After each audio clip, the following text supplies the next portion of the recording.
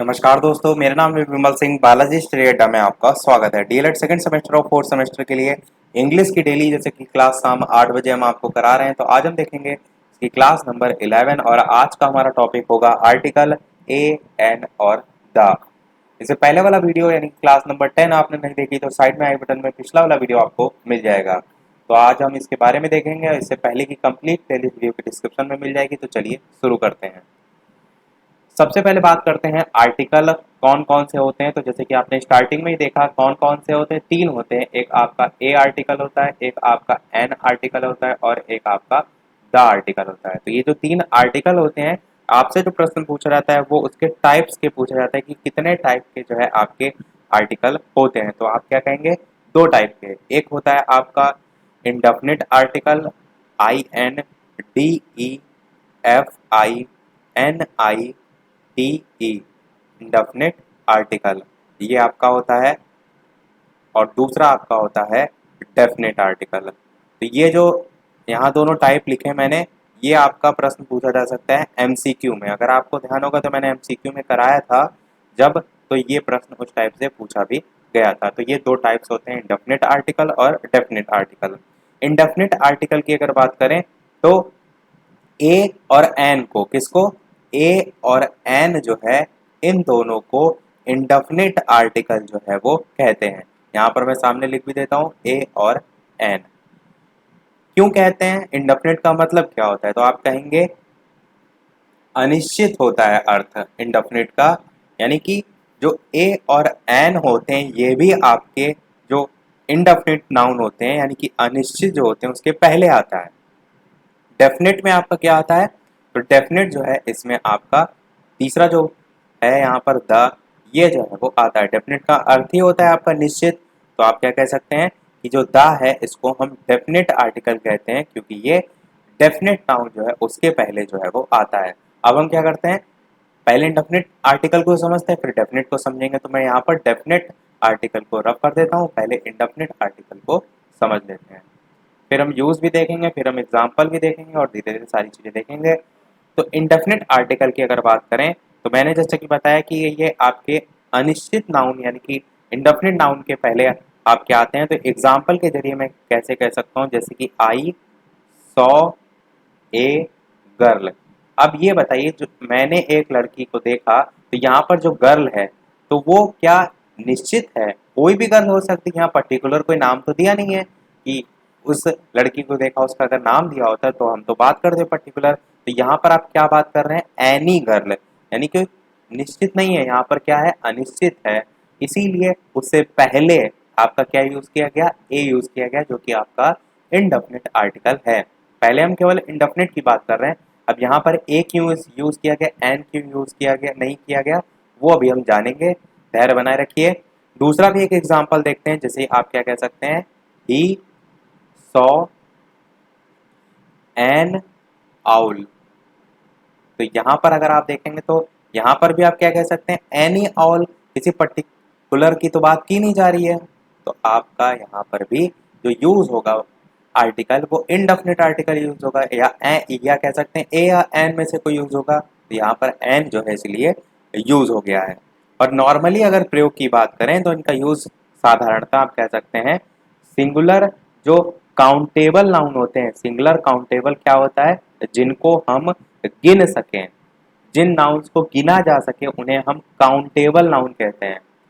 तो इनका प्रयोग यानी कि इनडेफिनिट आर्टिकल का यूज जो है वो साधारणतः आप कह सकते हैं सिंगुलर काउंटेबल नाउन जो है इनके साथ जो है वो होता है। और जो अनकाउंटेबल है, अनकाउंटेबल क्या मतलब क्या है, जिसे हम ना गिन सकें, तो अनकाउंटेबल नाउन जो है उनके साथ आर्टिकल का प्रयोग नहीं किया जाता है। अब इस पर्टिकुलर लाइन को हम एग्जाम्पल से जो है वो देखते हैं। लाइन में यहाँ पर खींच देता हूँ। जैसे आप एग्जाम्पल क्या कह सकते हैं कि a table is made of wood, ये आपका सेंटेंस हो जाएगा। A table is made of wood. तो आप क्या कहेंगे कि ये जो वाक्य दे रखा है इसमें जो टेबल है आप इसे गिन सकते हैं, काउंटेबल है कि अनकाउंटेबल है? तो आप क्या कहेंगे, काउंटेबल है, हम इसे गिन सकते हैं। और तो जिसे गिन सकते हैं उससे पहले आपका आर्टिकल कौन सा आएगा, इंडेफिनिट आर्टिकल आएगा, यानी कि आप कह सकते हैं आर्टिकल आएगा। यहाँ पर केवल इंडेफिनिट की बात नहीं की जा रही है, आप कह सकते हैं यहाँ पर आर्टिकल आपका यूज होगा।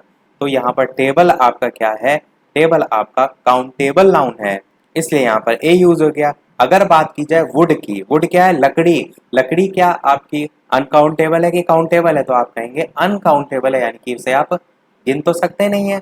तो अनकाउंटेबल जब नाउन है तो मैंने कहा उससे पहले आपका इनडेफिनिट आर्टिकल का प्रयोग नहीं होता है। आप अच्छा इनडेफिनिट आर्टिकल ही क्यों समझिए, यहाँ पर दा की कोई बात ही नहीं, ए एन दो ही को ध्यान रखिएगा। तो कि अगर जब आपका काउंटेबल नाउन हो तो उससे पहले आप इनडेफिनिट आर्टिकल का यूज करेंगे, अगर नहीं है तो आप जो है वो नहीं करेंगे। तो इसीलिए यहाँ पर ऑफ आया है, ए और एन में से कोई चीज नहीं आई है। तो इस प्रकार से सेंटेंस भी करेक्ट करने को आता है, तो इस रूल को आप समझेंगे तो आसानी से कर ले जाएंगे। तो ये आपका था साधारण सा क्या, इंडेफिनिट आर्टिकल। ए एन का यूज कैसे होता है उसको देखने से पहले हम डेफिनिट आर्टिकल को भी समझ लेते हैं, फिर हम जानेंगे उसके यूज की। इसके अलावा वीडियो पसंद आ रहा हो, सारी चीजें समझ में आ रही हो, तो वीडियो को क्या करना है, लाइक करना है, ताकि मुझे भी मोटिवेशन मिलता रहे और इसी प्रकार सारी चीजें अच्छी अच्छी मैं आपको प्रोवाइड कराता रहूं। तो यहाँ पर हम क्या लिखते हैं, डेफिनेट आर्टिकल, और साइड में क्या लिख देते हैं, वीडियो को सभी लोग फटाफट से लाइक कर दें अगर वीडियो अच्छा लगे तो। बात करते हैं डेफिनेट आर्टिकल की। डेफिनेट आर्टिकल मैंने क्या बताया कि किसको कहते हैं, आप कहेंगे दा को कहते हैं। तो दा जो है इसको डेफिनेट आर्टिकल कहते हैं, क्यों, क्योंकि ये आपका एक निश्चित नाउन के पहले यूज होता है। यहाँ पर आप चाहें तो हिंदी में लिख भी सकते हैं, निश्चित नाउन के पहले जो है वो यूज होता है। एग्जाम्पल लिखते हैं, उससे ज्यादा क्लियर होंगी आपको चीजें।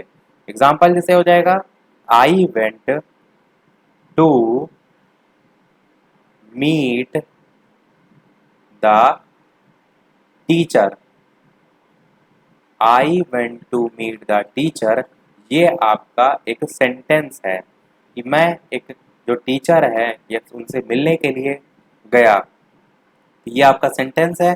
तो अब अगर बात करें यहाँ पर, तो जो टीचर की बात की जा रही है वो एक निश्चित टीचर है। जिस भी टीचर से मिलने की बात की जा रही है वो आपके क्लास की टीचर है। आप यहाँ पर लिख भी सकते हैं, कुछ लोग कंफ्यूजन ये होंगे कि टीचर में तो आपका जो है वो कोई भी टीचर आ सकती हैं, तो यहाँ पर बात की जा रही है the teacher of our class.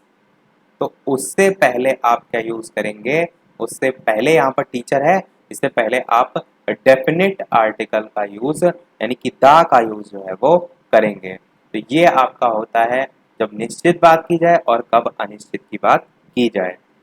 अब बात करते हैं जो मैंने स्टार्टिंग में आपसे बताया था ए और एन का यूज, इसको बहुत ही ध्यान पूर्वक समझिएगा क्योंकि जो प्रश्न आते हैं वो आपके इसी पर बेस्ड आते हैं।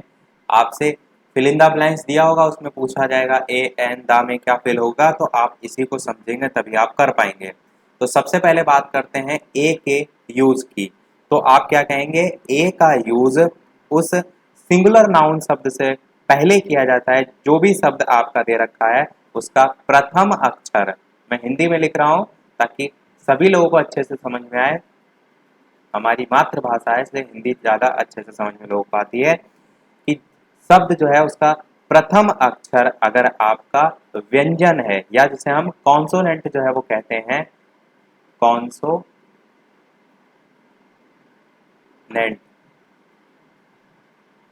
प्रथम अक्षर अगर कॉन्सोनेंट है या प्रथम अक्षर की ध्वनि, यहाँ पर मैं या ध्वनि भी लिख देता हूँ, या जो ध्वनि है वो आपकी स्वर नहीं है यानी कि कॉन्सोनेंट है। तो इंग्लिश भाषा में कौन कौन से कॉन्सोनेंट होते हैं आप सभी जानते हैं, 5 आपके वॉवेल्स होते हैं, एक ए, ई, आई, ओ, यू, ये आपके 5 होते हैं वॉवेल्स, जिनको नहीं पता है जान लीजिए। और बाकी बचे जो होते हैं इन अल्फाबेट को छोड़कर पूरी एबीसीडी में वो सभी आपके कॉन्सोनेंट होते हैं। तो पहला अक्षर अगर कॉन्सोनेंट हो या कॉन्सोनेंट की ध्वनि प्रदान कर रहा हो तब आप ए का यूज करेंगे। एग्जाम्पल देखते हैं, जैसे मैं आपसे कहूं बॉय लिखा है, अब बॉय से पहले क्या आएगा बताइए, बॉय से पहले सबसे पहले आप देखेंगे सबसे पहला अक्षर बॉय में क्या है, तो बी है।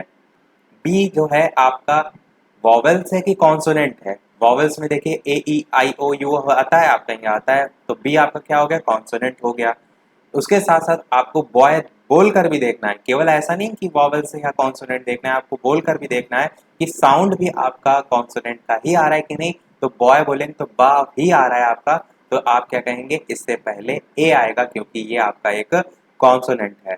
समझ गए आप? और देखिए जैसे मैं आपसे कहूं कि गर्ल, जैसे बॉय है ऐसे ही गर्ल।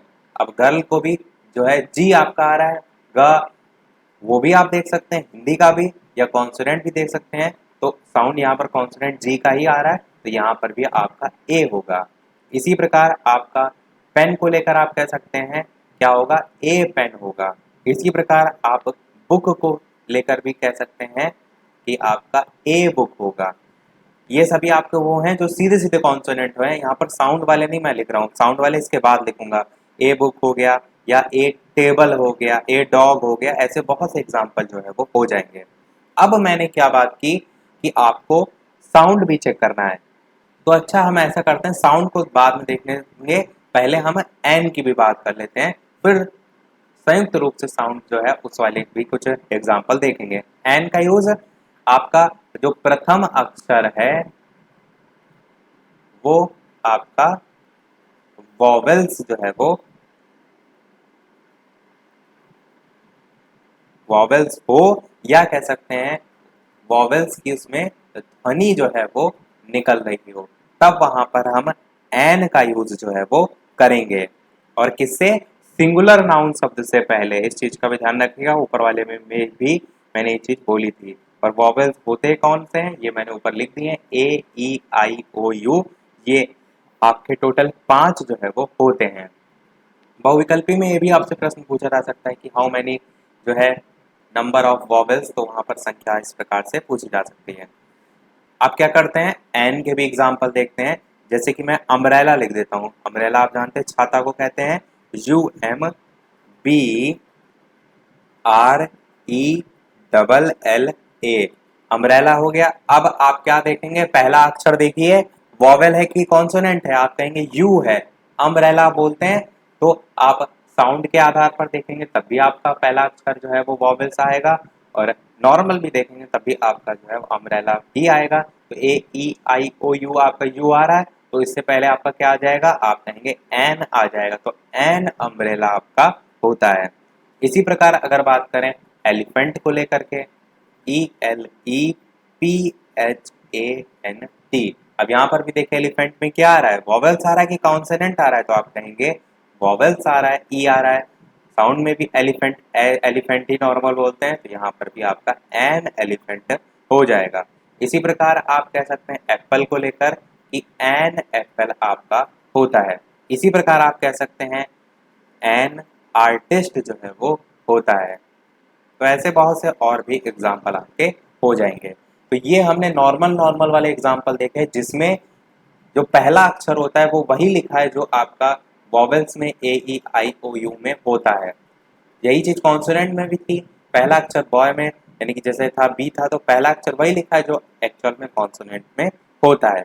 अब हम देखेंगे जो हमने ये बात की ध्वनि की, कि ध्वनि क्या कहने का मतलब है यहाँ पर, उसको समझिए।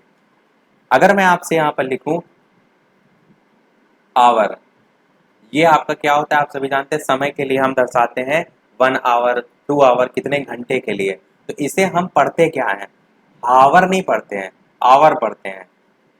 से आप हावर जो है वो नहीं पढ़ते हैं, तो ये एच आपका साइलेंट रहता है। अब आपसे पूछा जाए इससे पहले ए लगेगा या एन लगेगा, तो जब आप आवर पढ़ते हैं तो साउंड किसका आ रहा है, ओ का आ रहा है कि नहीं आ रहा है, आवर आप पढ़ रहे हैं तो ओ का आ रहा है, यानी कि आपके वॉवेल्स 5 होते हैं, ए ई आई ओ, तो ओ आता है। और मैंने क्या बताया, जो वॉवेल्स होते हैं उनसे पहले, यानी कि इसका पहला अक्षर अगर वॉवेल्स है तो उससे पहले आपका एन लगता है, यहाँ पर आपका एन आवर जो है वो हो जाएगा। तो ये आपका कंसेप्ट होता है साउंड का। और देखते हैं जैसे हम लिखते हैं यहाँ पर ऑनेस्ट मैन, सेम चीज यहाँ पर भी आप देखिए, तो यहाँ पर क्या हो जाएगा, आपका एच यहाँ पर भी साइलेंट हो जाएगा। तो आप जब ऑनेस्टी पढ़ेंगे तो ओ आपका वॉवेल्स है, और वॉवेल से पहले हम क्या कहते हैं, एन आता है, तो एन ऑनेस्ट मैन आपका सही हो जाएगा। इसी प्रकार अगर मैं कहूँ यंग मैन से पहले क्या होगा, तो जल्दी से बताइए क्या होगा। यंग मैन से पहले आपका क्या होगा। यहाँ पर आप देखेंगे यंग आप पढ़ रहे हैं, और यहाँ पर आपका वाई साइलेंट नहीं होता, या से ही आपका शुरू होता है यंग। हालांकि आप अगर आप देखिए तो जो आवर लिखा है इसमें सेकंड अक्षर ओ है। ऑनेस्ट जो है इसमें भी आपका ओ है।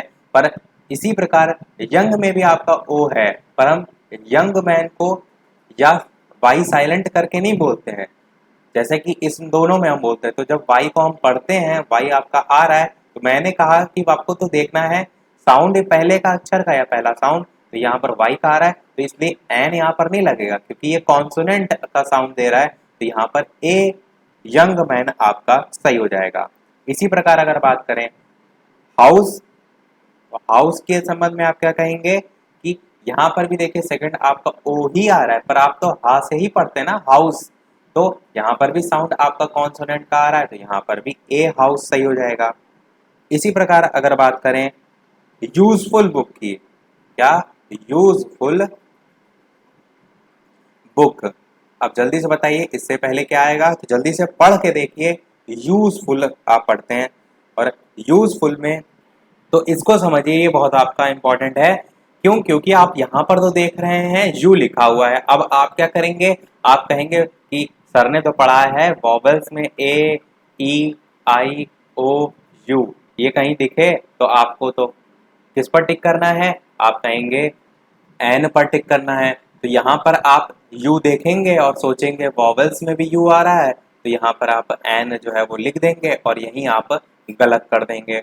मैंने क्या बोला है, आप बोलेंगे उसका प्रोनाउंसिएशन जो होगा उस पर बेस्ड आप ए एन का यूज करते हैं। तो जब यूजफुल को बोलते हैं आप सही तरीके से, तो ये स्टार्ट होता है वाई से।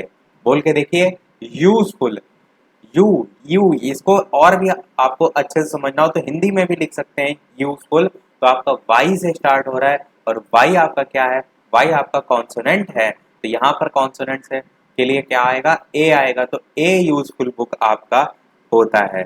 आई होप कंसेप्ट आपको इससे क्लियर हुआ होगा। एग्जाम्पल इसीलिए इंपॉर्टेंट होते हैं कि चीजें जो आपने समझी और ज्यादा आपको अच्छे तरीके से समझ में आए। कुछ और एग्जाम्पल देखते हैं। जैसे मैं आपसे कहूँ एमएलए लिखा हुआ है, अब इससे पहले बताइए जल्दी से क्या आपका आएगा। मैं यहाँ पर लिख देता हूँ, चलिए कुछ। ये आपका पहला है डैश एमएलए, दूसरा आपका है डैश एफ आई आर। अभी तक मैंने ए और एन ही पढ़ा है, तो उसी में से आपको बताना है।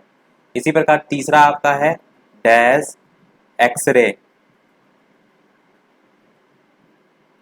इसी प्रकार चौथा है आपका डैश एल एल बी, और इसी प्रकार पांचवा है आपका डैश हस्बैंड। तो इन पांचों को जल्दी जल्दी से सब लोग बताइए कमेंट में टाइप करके, देखते हैं कितने लोग सही बताते हैं। अब मैं सीरियल से तब तक करते भी चलता हूं। तो सबसे पहले आप किसको देखेंगे, एमएलए को। तो एमएलए को बोलते हैं तो कहां से स्टार्ट हो रहा है, एम से नहीं स्टार्ट हो रहा है। एम, आप हिंदी में एम को कैसे लिखते हैं, इस प्रकार से लिखते हैं एम फिर एल ए।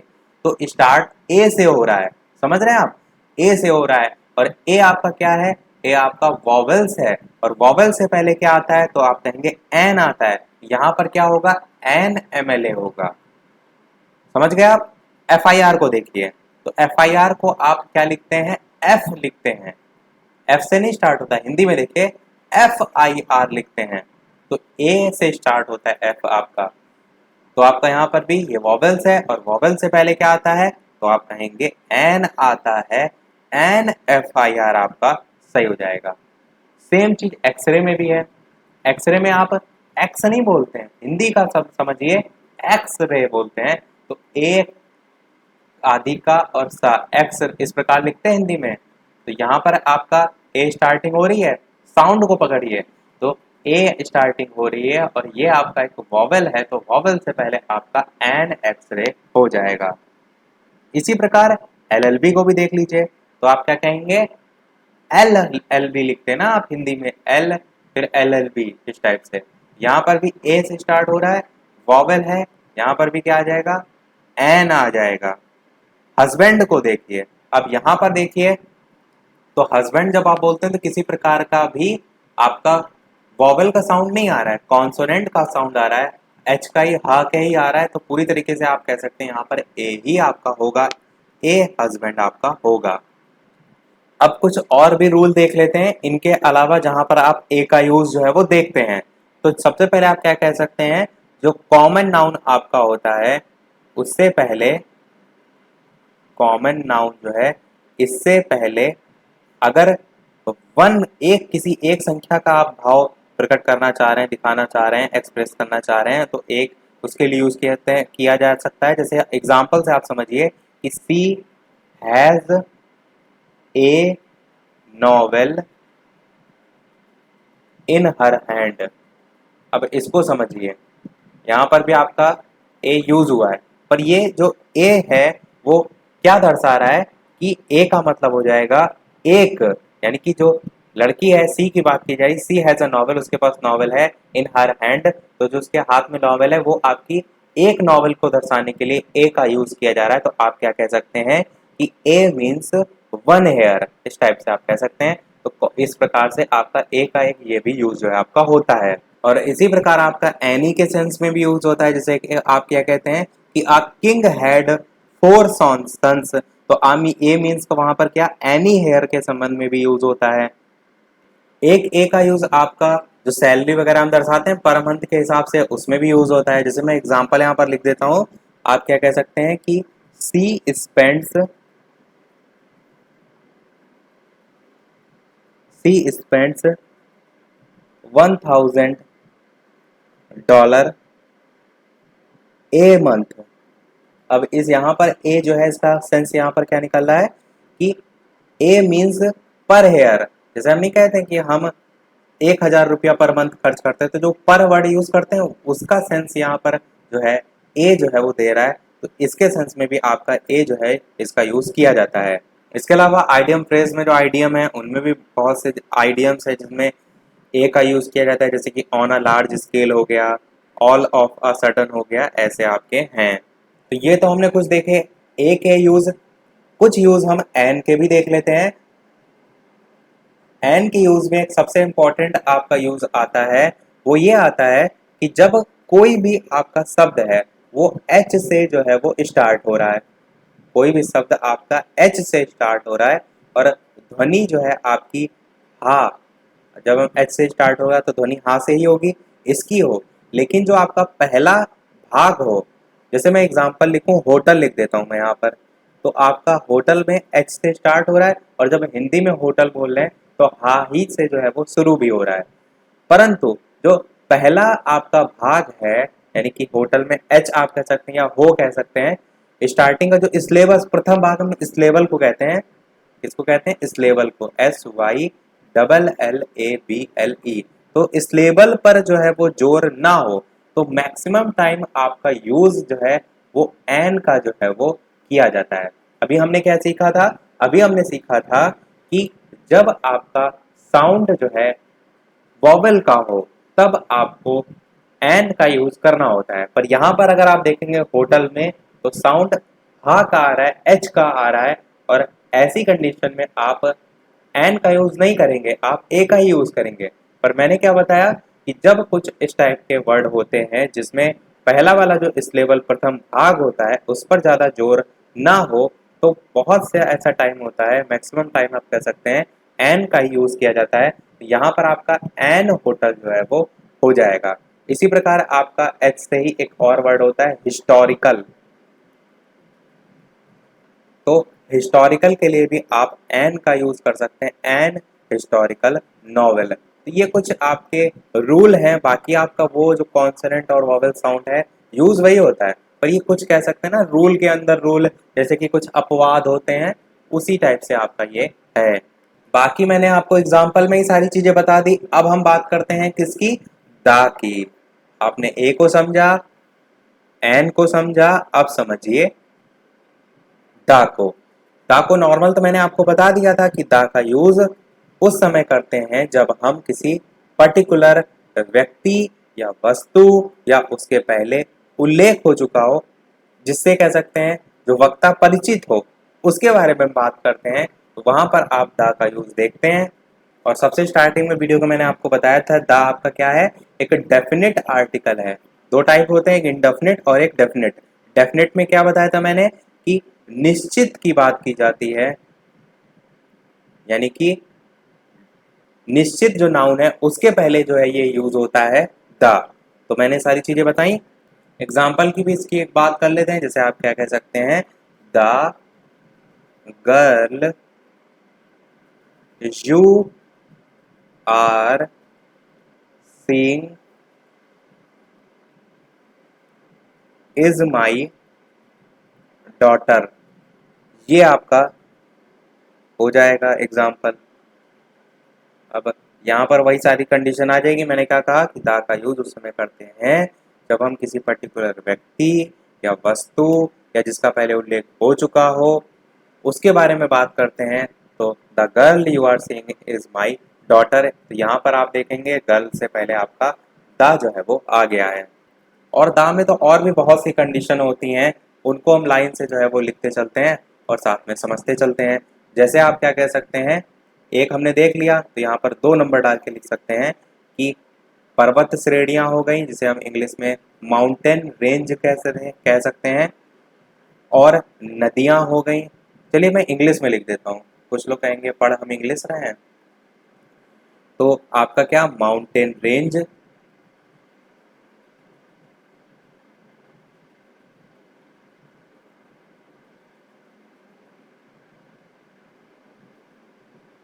माउंटेन रेंजेस हो गया, और रिवर हो गया, और कैनल हो गया। कैनल क्या कहते हैं आप, नहर को कहते हैं, वहां लगा देते हैं, नहर हो गया। या आप कह सकते हैं सागर यानी कि सी हो गया, सागर यानी कि सी। इसी प्रकार महासागर यानी कि ओशियन हो गया। इसी प्रकार खाड़ी, जैसे बंगाल की खाड़ी है तो बे ऑफ बंगाल कहते हैं, तो बे हो गया। इसी प्रकार रेगिस्तान को हम कहते हैं डेजर्ट, तो वो आपका हो गया। इसी प्रकार द्वीप आपके अलग अलग हैं, तो आइसलैंड भी आप इसी में कह सकते हैं। इसी प्रकार आप कह सकते हैं जो प्रसिद्ध जो इमारतें हैं यानी कि फेमस बिल्डिंग आप कह सकते हैं। और आपके इतने लगभग इसमें आ जाएंगे। तो इन सभी के नाम से पहले आपका क्या आएगा, आप कहेंगे इनसे पहले द आर्टिकल का यूज होगा। अब जैसे एग्जांपल देखें तो माउंटेन रेंजेस में आपका क्या आता है, हिमालय आता है, तो आपका हिमालय से पहले क्या आएगा, आप कहेंगे द हिमालयाज। समझ रहे हैं आप, इनको इसीलिए याद रखिएगा क्योंकि जब आपसे डायरेक्ट पूछा जाता है हिमालय, यानी कि पूरा सेंटेंस लिखा होगा उसमें हिमालयास होगा, उससे पहले क्या दिया होगा, फिल इन द ब्लैंक्स दिया होगा, और आपसे पूछा जाएगा use article, A and the भी लिख सकता है या केवल यूज आर्टिकल भी लिखा जा सकता है। और आप कैसे कहेंगे, जैसे कि रिवर को देख लेकर कह दीजिए कि ब्रह्मपुत्र, तो आप क्या कहेंगे, द ब्रह्मपुत्र रिवर। इसी प्रकार आपका कैनल क्या हो जाएगा, द बकिंगम कैनल। इसी प्रकार द रेड सी, या इसी प्रकार द इंडियन ओशियन, या आपका द सहारा डेजर्ट। इसी प्रकार आइसलैंड में आप कह सकते हैं the Andaman and Nicobar. Famous building में आप क्या कहते हैं, जैसे कि द ताजमहल। आप बहुत बार कोई पैराग्राफ पढ़ते हैं तो अधिकतर देखिए द ताजमहल आपका हर हर जगह जो है वो लिखा देखने को मिलता है। तो ये सभी आपके हो जाएंगे। एक चीज यहाँ पर भी ध्यान देने वाली है, क्या, माउंटेन रेंजेस जो हैं, जिसे हम क्या कहते हैं, पर्वत श्रेणियां, इनके पहले तो यूज होता है था, पर अगर पर्वत जो शिखर होते हैं जिसे हम क्या कहते हैं, पीक, इंग्लिश में क्या कहते हैं, पीक, इनके पहले आपका दा का यूज जो है वो नहीं होता है। इस चीज का ध्यान रखिएगा। जैसे कि जो माउंटेन रेंजेस है, इसमें आप क्या कह सकते हैं, हिमालय जैसे था तो द हिमालयाज होगा, पर माउंट एवरेस्ट से पहले आपका दा नहीं आएगा, वो केवल माउंट एवरेस्ट ही आपका होगा। और क्या शर्त हो सकती है, नेक्स्ट की बात करें तो तीसरा आपका इस प्रकार से पॉइंट लिख सकते हैं कि जो रिलीजियस बुक होती हैं, धार्मिक पुस्तकें होती हैं, उनसे पहले भी आपका दा जो है वो आता है। जैसे आप क्या कहते हैं, आप कहते हैं the Gita, the Quran, the Bible. तो इस प्रकार से आपका यहाँ पर भी द आपको देखने को मिलता है। नेक्स्ट बात करते हैं चौथा नंबर। तो चौथे में आप कह सकते हैं कि कोई भी आपका पोएट यानी कि कोई कवि हो गया, या आप कह सकते हैं कोई लेखक यानी कि राइटर हो गया, तो इसके या इन सभी के नाम जो है उससे पहले आपका द जो है इसका यूज नहीं होता है। इस चीज को ध्यान रखिएगा। जैसे आपका क्या लिखा है, आपका लिखा हो विलियम शेक्सपियर, तो उसके पहले आप द का यूज नहीं करेंगे। तो इस प्रकार से पोएट राइटर के संबंध में हो जाएगा। पांचवा देखते हैं, तो आप क्या कह सकते हैं, चारों दिशाओं के पहले भी आपका द का यूज होता है। तो मैं हिंदी में लिख देता हूं, चारों दिशाओं के पहले आपका द का यूज होता है। जैसे आप क्या कहते हैं, the east, the south, the west, the north, इस प्रकार से आप कह सकते हैं। और बात करते हैं, जैसे कि अगर आप कहें छठे नंबर पे, तो आप कहेंगे कि जहाज हो गए यानी कि शिप्स हो गए, या कह सकते हैं वायुयान यानी कि एरोप्लेन हो गए। एरोप्लेन में भी एरोप्लेन के नाम, या ट्रेन्स हो गई, तो इनके नाम से पहले भी द का यूज किया जाता है। किससे, नाम की, वही मैंने कहा। जैसे आप क्या कहते हैं, आईएनएस विक्रांत, सभी ने नाम सुना होगा, तो द आईएनएस विक्रांत होता है। इसी प्रकार कोई एक्सप्रेस है, जैसे कि चेन्नई एक्सप्रेस है, तो द चेन्नई एक्सप्रेस होता है। तो ये आपके रूल इसमें हो जाएंगे। और बात करते हैं सातवां नंबर। और आप कह सकते हैं जो समाचार पत्र होते हैं यानी कि न्यूज़पेपर्स होते हैं, उनके भी नाम के पहले आप द का प्रयोग जो है वो करते हैं। जैसे आप क्या कहते हैं, the times of India, the wall street journal, इस प्रकार से अलग अलग न्यूज़पेपर हैं, तो आपको वहां पर द का यूज होता है। और क्या कह सकते हैं आप, आठवां आपका रूल, कोई मेन इवेंट हो या कोई घटना आप कह सकते हैं, कोई मेन हिस्टोरिकल इवेंट आप कहिए तो ज़्यादा अच्छा होगा। जैसे आप क्या कहते हैं, जैसे आप एग्जाम्पल के तौर पर कह सकते हैं वर्ल्ड वॉर को, तो द फर्स्ट वर्ल्ड वॉर आपका होता है। या इंडिपेंडेंस डे को आप क्या कहते हैं, the independence day. The French revolution, तो आप क्या कहेंगे कि किसी भी प्रकार का कोई हिस्टोरिकल इवेंट है तो उससे पहले द का यूज होता है। सभी हमने देख लिए। लास्ट आपका एक और रह गया है, उसको भी देख लेते हैं। और वो क्या है, आपका लैंग्वेज के संबंध में। इसको भी समझिए ध्यान से। और इतनी अच्छी अच्छी इंफॉर्मेशन आपको हम प्रोवाइड करा रहे हैं।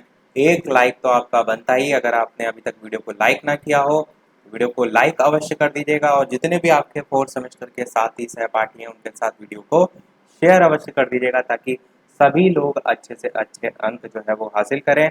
इतनी समय से मैं आपके लिए मेहनत कर रहा हूँ, बस मेरी इतनी सी आशा है कि सभी लोगों के अच्छे से अच्छे अंक जो है वो आएँ, किसी की भी बैक नहीं आनी चाहिए।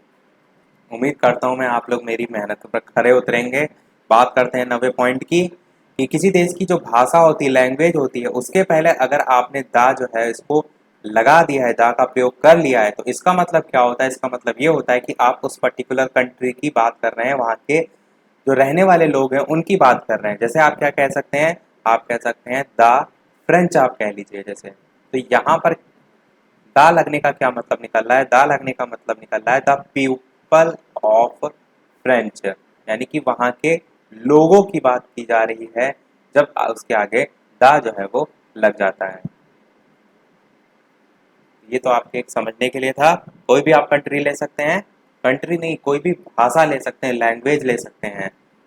जैसे कि आपकी ग्रीक भाषा हो गई, तो द ग्रीक बोलेंगे, तो द लैंग्वेज ऑफ ग्रीस। नहीं, मैंने एक चीज यहाँ पर ध्यान नहीं दी, फ्रेंच, पीपल ऑफ फ्रेंच क्या होता है, पीपल ऑफ यानी कि जहाँ के बोलने वाले लोग हैं, तो आप पीपल ऑफ फ्रांस लिखेंगे ना, क्योंकि फ्रांस में आपकी बोली जाती है फ्रेंच भाषा। तो द फ्रेंच का मतलब क्या है कि फ्रेंच भाषा जो है उसको बोलने वाले लोग, द फ्रेंच उसके आगे लग गया, तो the people of France, France के लोग फ्रेंच बोलते हैं, तो द पीपल ऑफ फ्रांस, ये इसका अर्थ निकलेगा। जैसे हम कहें द हिंदी, तो आप इसका क्या अर्थ निकालेंगे, द पीपल ऑफ इंडिया। समझ रहे हैं आप, इस प्रकार से आपका हो जाएगा सभी जितने भी रूल थे। तो आप देख लेते हैं डीएलएड में जो पूछे गए प्रश्न हैं, जल्दी से फटाफट उनको, फिर लास्ट में एक प्रश्न हम आपसे भी पूछेंगे। तो सबसे पहला प्रश्न आपका क्या है? सबसे पहला प्रश्न है आपका कि dash virtue V V I R T U E is its own reward. ये आपका सेंटेंस है। पूछा कब गया था? पूछा गया था डीएलएड जो है इसके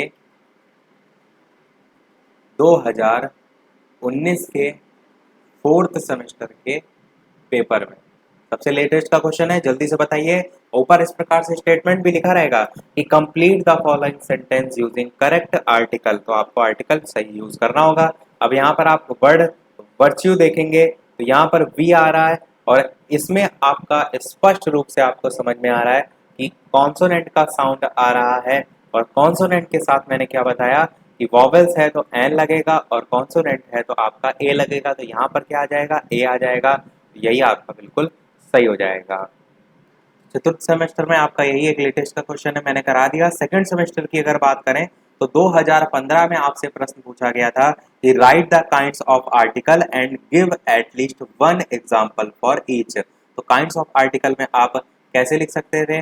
चाहे तो वो डेफिनेट आर्टिकल और इनडेफिनेट आर्टिकल के फॉर्म में भी लिख सकते थे। और उसके अंतर्गत आप ए एन द लिख देते और वहां पर एक एक एग्जाम्पल, जैसे ए से आपका ए बुक हो जाएगा, इसी प्रकार एन से आपका एन ऑनेस्ट मैन हो जाएगा और इसी प्रकार द से आपका द सन हो जाएगा। ऐसे करके एक एक एग्जाम्पल भी आप लिख सकते थे। तो ये डीएलएड के सेकंड सेमेस्टर के 2015 के पेपर में पूछा गया था। बाकी प्रीवियस ईयर में कोई क्वेश्चन नहीं था, एक प्रश्न था। तो वो प्रश्न हम आपसे पूछ रहे हैं। टॉपिक हमारा कंप्लीट हो गया, सारी चीजें मैंने बता दी, एग्जाम्पल भी बता दिया। अब जैसे कि सभी वीडियो में हम आपसे एक न एक प्रश्न पूछते हैं, तो इस वीडियो का आपके लिए प्रश्न जो मैं पूछ रहा हूँ वो प्रीवियस ईयर से ही है। और वो आपका जो प्रीवियस ईयर है वो आपका डीएलएड का सेकेंड सेमेस्टर का प्रीवियस ईयर है। 2015 में प्रश्न पूछा गया था, the garden had dash Apple tree comma फिर डैश ऑरेंज ट्री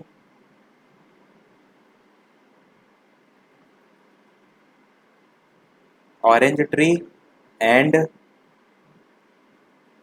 फिर आपका एक फिल इन द ब्लैंक्स और गुआवा ट्री, GUAVA ट्री। यहाँ पर जो दो नहीं तीन आपको दिख रहे हैं, एक आपका ये वाला फिल इन द ब्लैंक्स, एक ये वाला। पूछा कब गया था वो मैं आपको यहाँ पर साइड में लिख देता हूँ। डीएलएड के सेकंड सेमेस्टर के 2015 के पेपर में ये मैं आपसे पूछ रहा हूँ क्योंकि मैंने सारी चीज़ें पढ़ा दी हैं। तो जैसे कि सभी वीडियो में हम आपसे एक ना एक प्रश्न पूछते हैं, इस वीडियो का आपके लिए प्रश्न यही है। सभी लोग केवल और केवल फिल इन द ब्लैंक्स में तीनों का सीरियल से क्या आएगा उसको फिल करके वीडियो के मेन कमेंट में टाइप करके बताइएगा। तो देखते हैं कितने लोगों ने अच्छे से सारी चीज़ों को समझा है। अब देखिए इस पूरा आपका ये जो वीडियो अभी तक चला है वो 38 मिनट 21 सेकंड, वही लगभग 39-40 मिनट का है। इतने में आपका पूरा एक टॉपिक कवर हो गया। तो अगर आप अच्छे से इसको देख लेंगे, समझ लेंगे, प्रैक्टिस कर लेंगे तो यहाँ से प्रश्न जो आपका आएगा वो बिल्कुल भी गलत नहीं होगा। तो ये सारी चीज़ों को पकड़ आपको बनाकर रखना जरूरी है। कम से कम क्या हो कि कुछ चीज़ें जो आपके पेपर में आती है जो आप डेफिनेटली सही करके आए, वो आपको कॉन्फिडेंस होना चाहिए, ताकि जो कुछ लोगों की बैक इंग्लिश में आ जाती है वो सारी कंडीशन जो है वो ना आए। इसी के साथ हमारे ये आज का वीडियो जो है वो समाप्त होता है। आज वीडियो में इतना ही। वीडियो पसंद आया हो तो लाइक अवश्य कीजिएगा, नए हैं चैनल पर तो सब्सक्राइब जरूर कीजिएगा। चलिए मिलते हैं फिर अगले वीडियो में नए टॉपिक के साथ। नमस्कार, थैंक फॉर वॉचिंग।